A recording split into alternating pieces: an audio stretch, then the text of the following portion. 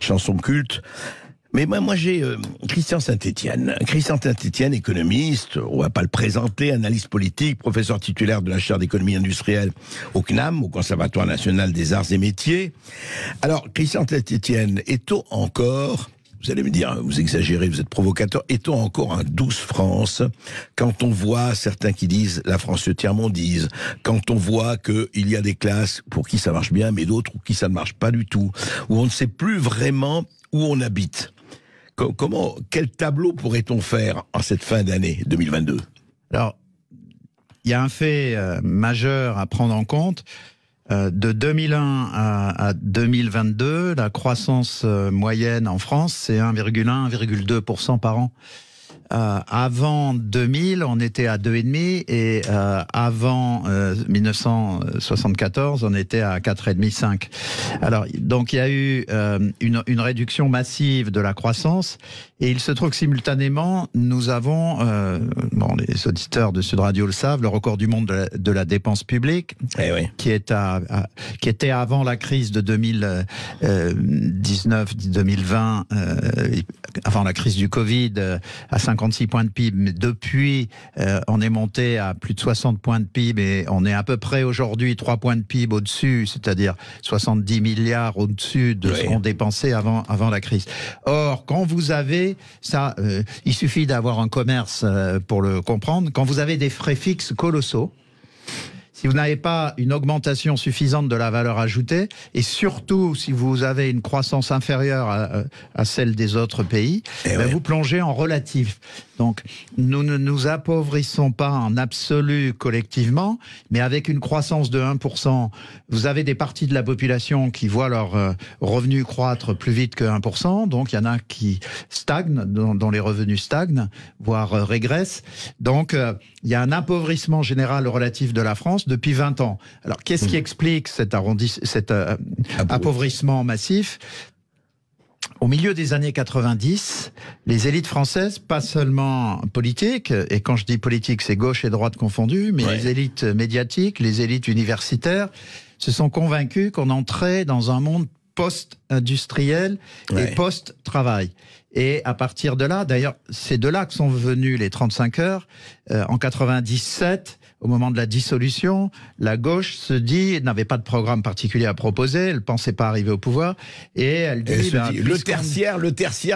Voilà, comme on est dans un monde post-industriel, on va devoir partager le travail, et donc on va mettre en place les 35 heures. Vous vous souvenez d'ailleurs que les salariés et les syndicats n'étaient absolument pas demandeurs. Et on va faire l'erreur, bien sûr, de passer aux 35 heures, payer 39 heures. Et comme c'était insupportable, l'État a pris une part de la décision qu'on continue de payer depuis... alors les 35 heures sont opérationnelles depuis 2000. 2000 pour les grandes entreprises, 2002 pour les petites.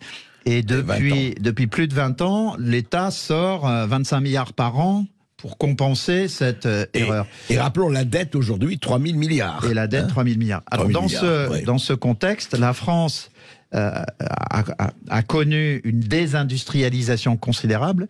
Nous sommes le pays qui s'est le plus désindustrialisé de tous les pays développés.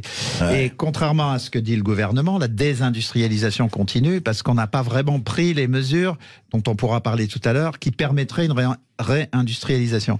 Alors ce que je voulais dire, c'est que ça fait 25 ans en fait qu'on est dans ce paradigme qui domine la pensée publique, à la fois politique et médiatique, parce que les médias jouent un rôle clé dans la compréhension des enjeux.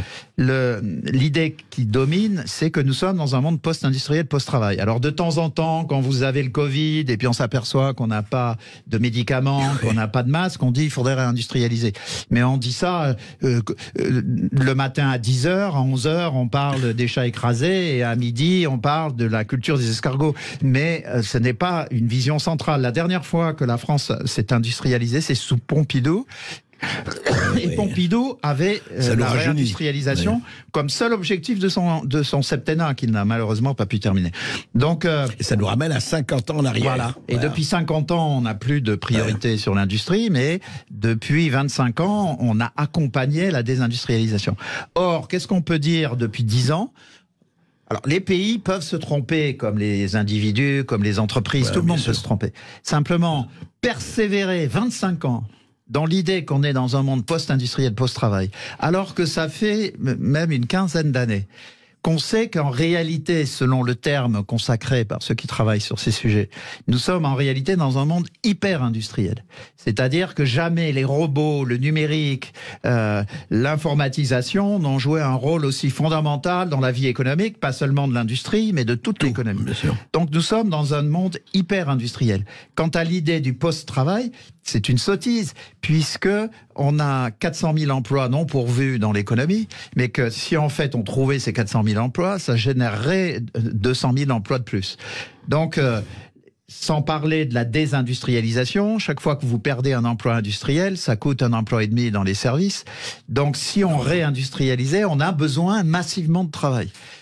Et d'ailleurs, il faut le dire, il y a plus de gens qui travaillent déjà en France qu'il y a 20 ans, hein, en nombre de personnes qui travaillent. Oui, en nombre absolu, vous voulez dire. Voilà, en absolu. Et même en proportion de la population totale, ce qu'on appelle le taux d'emploi a augmenté. Donc, tant que les élites politiques et médiatiques ne reconnaîtront pas cette erreur clé, on n'est pas dans un monde post-industriel, post-travail, mais on est dans un monde hyper-industriel dans lequel le travail joue un rôle encore plus décisif qu'à aucun autre moment de l'histoire, eh bien, on ne pourra pas mettre en œuvre les mesures que je suis prêt à décliner devant vous, qui nous permettraient de vraiment se réindustrialiser. Mais comment ça se fait que cette prise de conscience, quand même, enfin, ils sont pas tous complètement, je ne sais pas, moi, on va pas être méchants. Enfin, comment on ne comprend pas que depuis 10 ans, au moins, ou 15 ans, sans parler du Covid, sans parler de ce qui se passe de la guerre aux portes de l'Europe, ou même dans l'Europe, et la prise de conscience n'existe pas, à votre avis?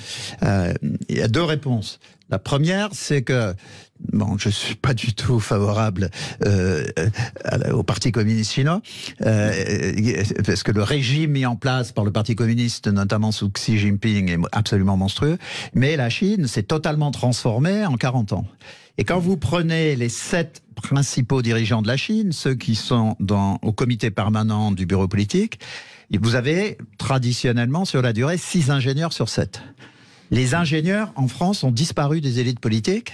Pratiquement, le sommet des élites politiques est constitué d'énarques. Alors, je tiens pas du tout un discours anti-énarque, mais je me place complètement dans la vision du général de Gaulle. C'est-à-dire que les énarques, c'est pour l'administration. C'est pas pour gouverner la France. C'est pas pour tenir le gouvernail. Et c'est pas pour diriger les entreprises. Donc, d'ailleurs, de ce point de vue, il fallait un énarque pour supprimer l'ENA. C'est une connerie. C'était une très bonne école avec une bonne réputation. Mais il fallait mettre en œuvre ce qui est en œuvre en Angleterre, et c'est toute petite mesure à faire. Enfin, il faut la voter.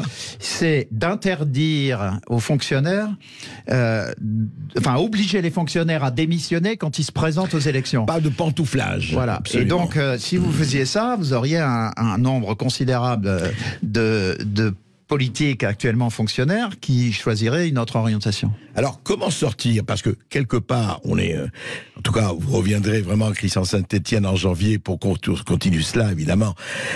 Comment expliquer que cette France, parce que certains disent se tiers-mondise, et quelque part, on peut se demander, quand on va les services, quand on se dit, ça y est, il va y avoir des coupures, parce qu'on a beau dire, pas gouverné par la peur, en fait, c'est ce qui se passe.